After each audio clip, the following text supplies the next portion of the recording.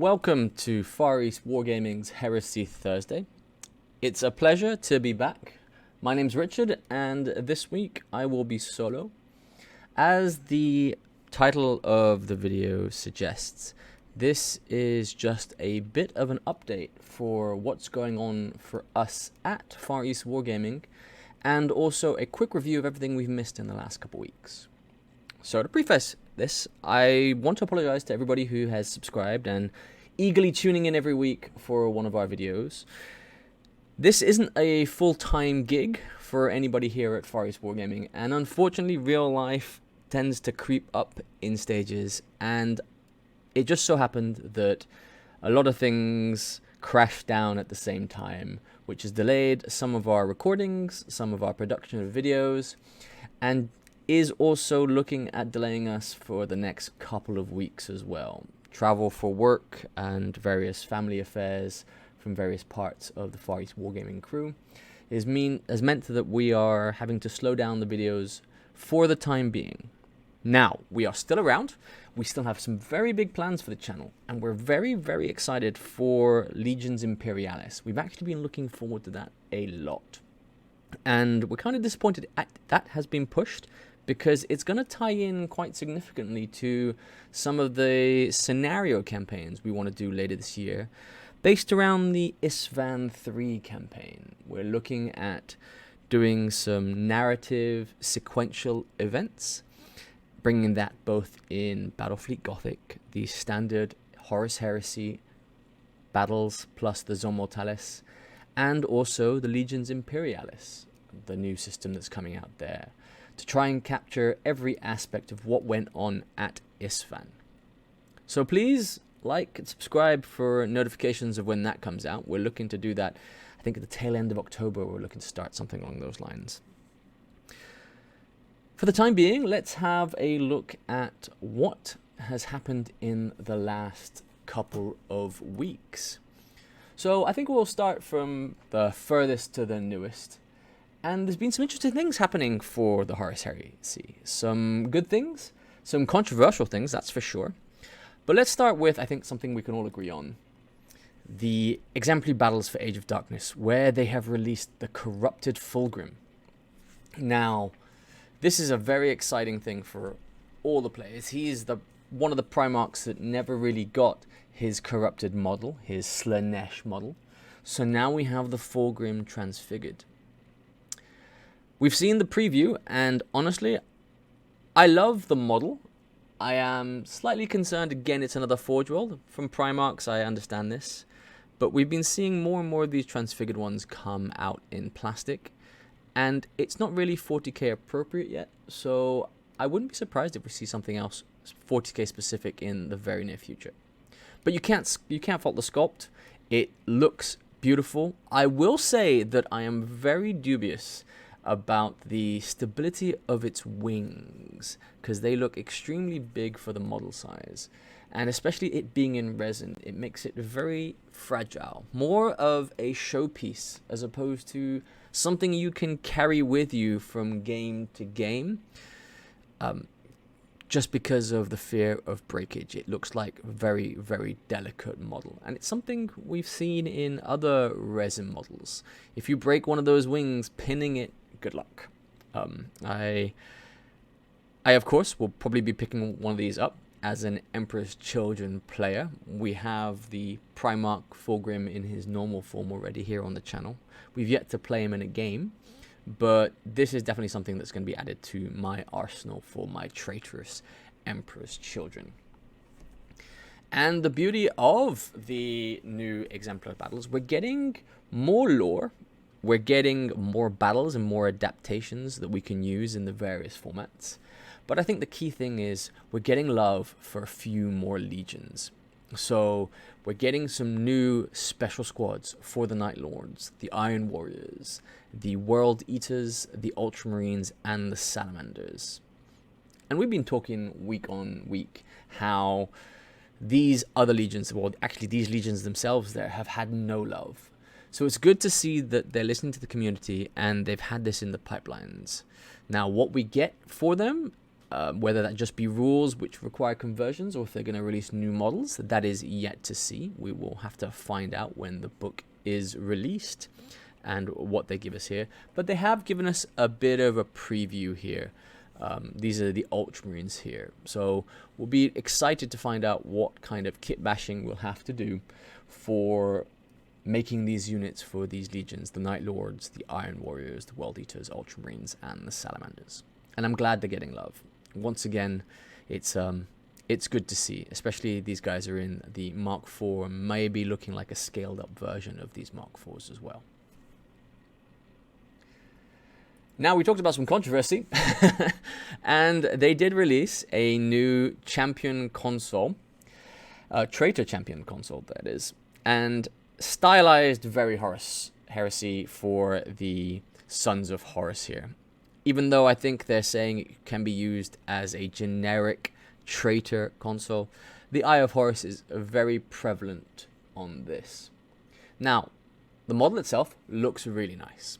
I do like the sculpt, but it's just not a mark of armor we have.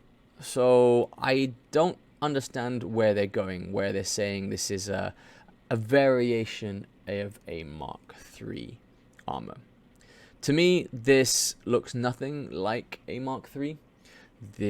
Other than having studs, the knee pads are very different. The torso is drastically different, closer to what a Cataphracti or a Terminator has than we have for a traditional Mark III. And the edging, or just the general shape of things, reminds me of some of the stuff we've seen online by third-party creators who are trying to not infringe on GW's IP, but still keep it in the Space Marine sect. From the look of the backpack itself, it's Kazi. I want to say it's 40k. It's a very 40k backpack. But look, new stuff for the Horus Heresy. We like it. Love or hate it, I'm glad we're getting new model love. I'm just not sure this was the model that needed to be released or ever needed to be released here for us. Converting this is going to be a pain, and it will divide. It has divided the community. You either love it or you hate it. I sit on the side where I appreciate them doing it, but I really would never include this model in any of my legions, be those the Traitor Legions or the Loyalist Legions. Even for converting this to try and fit, it's just not something I would spend the time on, because it just clashes so heavily. And I know the argument people say is Artificer armor is unique, so you could play this as a unique mark of Artificered Mark III. And it's a valid point if you wish to go it that way. I do like characters to stand out, but I still like some cohesion in the characters, and we have such nice, just general models for characters in the Horus Heresy. This just felt very unnecessary. But something that was a lot more well accepted was the Space Wolves. Now again, the Mark of Armor is deviating away from traditional, but to me, this works more for the Space Wolves, and they did need some love. There's very little I can critique about this model here. It's coming with their Frost Axe, which is one of the things that actually Space Wolves players can struggle to find or convert, so I'm glad it's there, and it's a powerful weapon. I hate playing against them. But the armor with the ruins and the engravings, the 6th Legion there on the knee pad, the sculpted wolf fur and head on the shoulders. I think this is making a lot of Space Wolves players very happy here. The shield on the back. Only good things from me to say about this model. I think they knocked this one out of the park here for the Space Wolves. A bit of a more controversial point is these new heads. They released 11 new heads for them. I'm a bit on the fence. I really do like what they've done with the beakies to make them more unique in terms of the ventilation holes on the beaks. These come, this tells me more of these like claw marks or trying to get a claw-esque aesthetic to it. It really comes down to the skull caps and whether you like them or not. And for me, for these 11, I really don't. I really don't like these skull caps. I think they would have been much better left alone with just those beaks and a tiny bit of difference.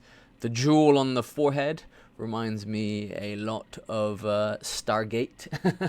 Some of the Stargate models, if you guys remember what Stargate was on TV there.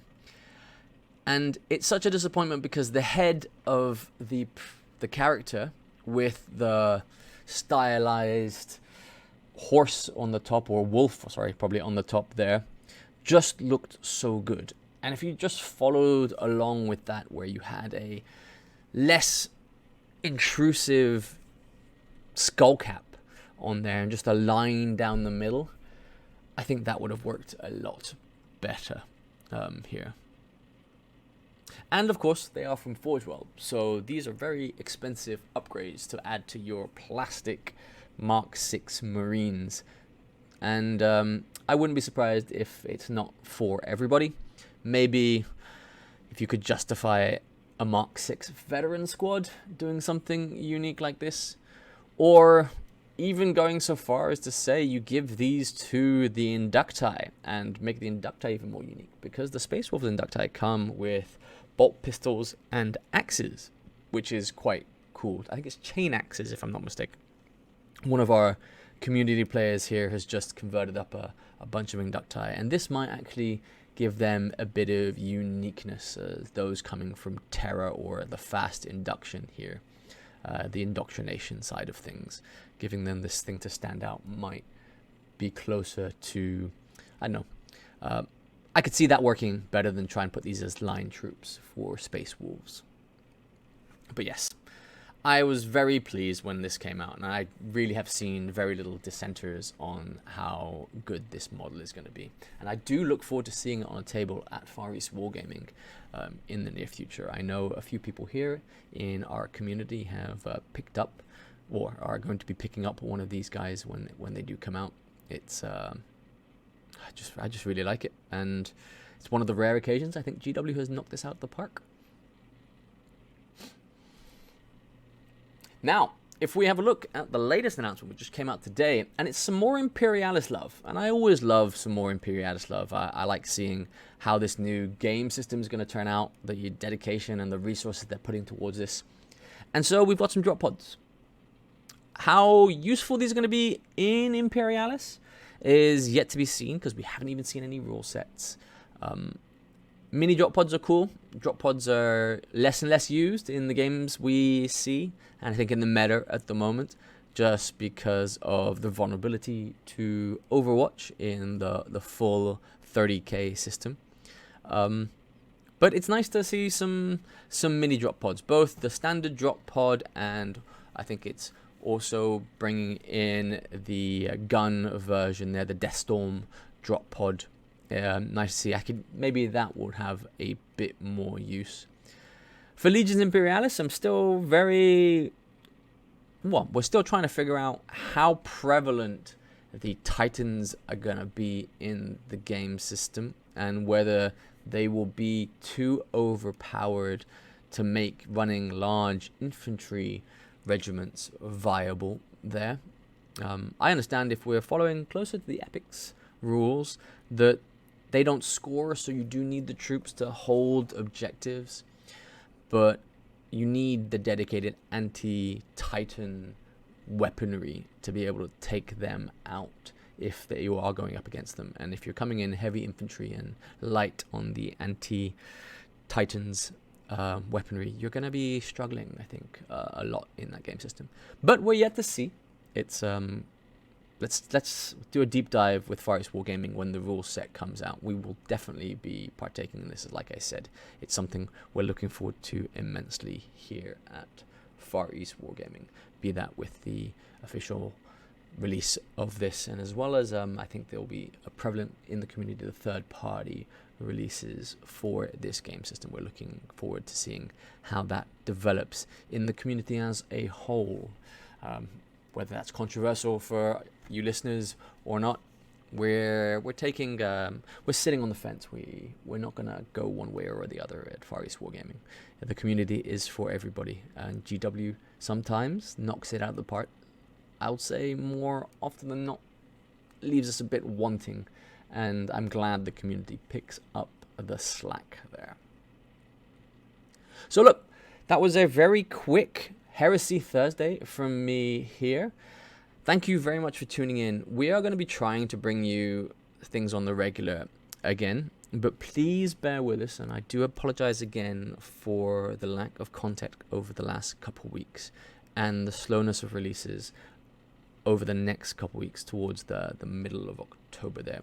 We do have some of our players here, Jason and Paul, who will be attending the Gibraltar event by SN Battle, and I think that's called the Heresy. Oh, I can't remember what the name is, but they're over there. It's eluding me, and I know they're looking forward to it, and it's going to be a very fun time. So for those who are listening in and who are also going to be there, the lucky few who are going to be there, please socialize and get a few games in with the guys from Far East Wargaming from Asia. It's rare we get to go over there, and I think they're super chuffed. So, but from me, Richard, thank you for tuning in. Like and subscribe. Please leave us some comments. If you want something specific to come out with from us at Far East Wargaming, be that some deeper dives into some of the legions you want to see first, or just some general topics of discussion, let us know. We're happy to try and cater to that and slot it in when we can into our schedule. But from me, thanks for tuning in, and we will see you next time.